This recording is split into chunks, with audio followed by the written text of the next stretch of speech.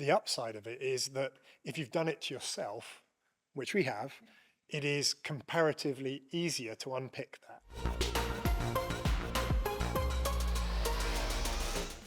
Hi everyone, my name is Olivia and today I'm joined by James answering all your questions on this week's Belgian Grand Prix Akkodis race debrief. Now James, challenging weekend for us this week in Belgium, but before we get into the fan questions, just a brief overview of the weekend from your perspective. Clearly a very difficult weekend. I think one of the things I like about this team is that whether we've had a great weekend or a terrible one, we're here on camera talking about it. And this one was no fun at all. Sprint weekend, we didn't get off on the right foot, struggled in qualifying, both our cars having a very undistinguished time in sprint qualifying and therefore an anonymous time in sprint race. We improved things a little bit as the weekend went on. It was nevertheless not one to remember fondly. You just touched on that a little bit, the challenges in the sprint qualifying, obviously the debris that went onto the track when Kimi came off. So how were the cars actually damaged from the debris?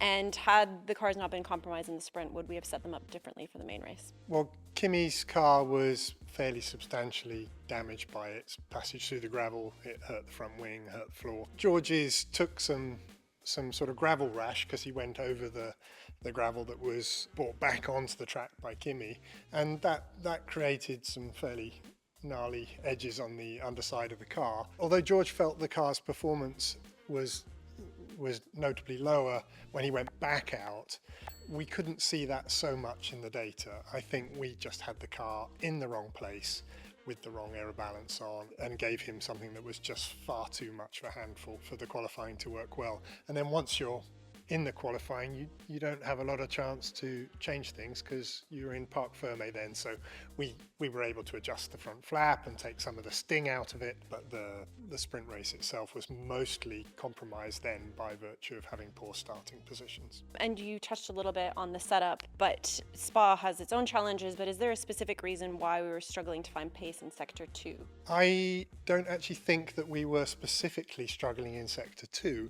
I think that we were reasonably poor in all the corners. It's just we were running a bit less downforce than most of the other cars, so we have a smaller rear wing on than some of the people we would ordinarily compete with. That tends to mean that you look relatively bright and cheerful on the straights, but then correspondingly when you get to the middle sector of the track where most of the corners are, you're going to see most of the bad side of having that small rear wing on. But if you looked at the corners of Sectors 1 and Sector 2, we still weren't really setting the world on fire there. So we were off the pace. It looks like it's coming all from Sector 2, mostly because of the rear wing setting we chose to run. Is there something that makes this track particularly difficult for overtaking with this generation of cars? Well, as the years have gone by, this generation of cars have become trickier and trickier from an overtaking point of view. And one of the things that makes Spa a challenge is that you have a smaller rear wing on the car in Spa than you do at other circuits. So although the straight is very, very long, and you'd think therefore, well, you'd be a sitting duck with a DRS on that straight, the DRS effect, because the rear wing is small, when it does its thing, there's less drag to get rid of because it's small to start with. And that means that you don't actually pick up a lot of lap time from the DRS, which means it's a struggle for everybody to get by at that track. And just looking at Kimi's race a little bit, he obviously had a difficult start and then he was stuck behind a DRS train for a little while, but why did we decide to box him when he was finally starting to make his way through the field? We were in a position where there was little to lose either way. He had actually driven well, picking off a number of cars, had made progress from his P19 grid slot, but even with a real following wind, he was not going to make it to the points, picking one off at a time. And we were at a point where it was possible that with fresher tyres he might have made one place or two places more if the tyre had been particularly kind to him when he put on fresh boots. But it was like, well, we might as well try it, because he isn't going to get to the points from where he is. So that was the thinking. I think a weekend like this would be challenging for a driver of any experience, but how is Kimi doing generally? I think he's, like the rest of us, massively fed up with a string of results that are well below what we were collectively achieving earlier in the year. I hope he takes some solace from the fact that we tell him, and it's demonstrably a fact that we have taken the wrong steps with the car, making our team less competitive, and that he is paying the price for that, as is George. If the car isn't where it needs to be, then it will be a struggle getting through the qualifying stages in your rookie season in F1. And it's utterly clear to all of us that the thing we need to do is make the car better, and then Kimi's fortunes will reverse with that. And hopefully he's listening to us as we say those reassuring words, because we absolutely know that he is putting in the effort on his side of that bargain. And on the car, is there any specific reason why we don't look to have the pace that we did have in those first few rounds, and comparing now to how quick the Ferraris are looking as well? Yeah, well, not just the Ferraris, but others too. I mean, it's a guessing game, complete guessing game, when you try to say what maybe other teams have done to improve themselves.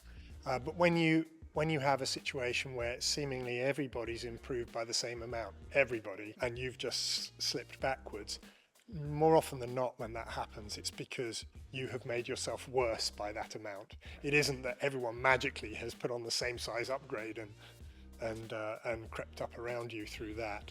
And even if you ignore the lap times completely, you ignore the points that we are not getting anymore like we did earlier in the year, and you just focus on what the drivers are telling us about the car, they're telling us that the car of today and of the last handful of races is a car that is suffering from instability under braking in high speed and turning in high speed in a way that it wasn't doing earlier in the year. Earlier in the year, it was a relatively easy car to set up, relatively easy to sort of pitch it up in qualifying for it to do okay.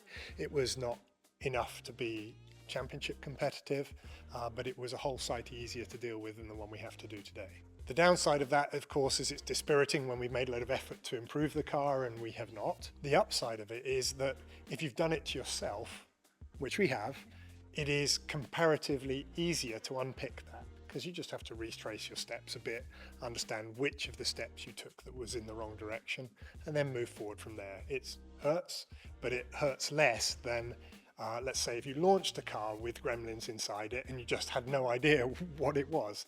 If you've gone from a sort of relatively manageable beast to one that isn't, then, and you know you only did X, Y, and Z in between, then you have a path backwards. Now we're halfway through the season, one more race until the summer break. So just going into Hungary, what are your thoughts? Our thoughts are to work as effectively as we can in investigating the things that we may have done that have made things worse, to hopefully pick off the most likely candidates and get that sorted in Hungary. If we're fortunate, then to steady the ship a bit there and go into the summer break going, okay, that was no fun, but at least we can look forward to the second half of the year with that behind us.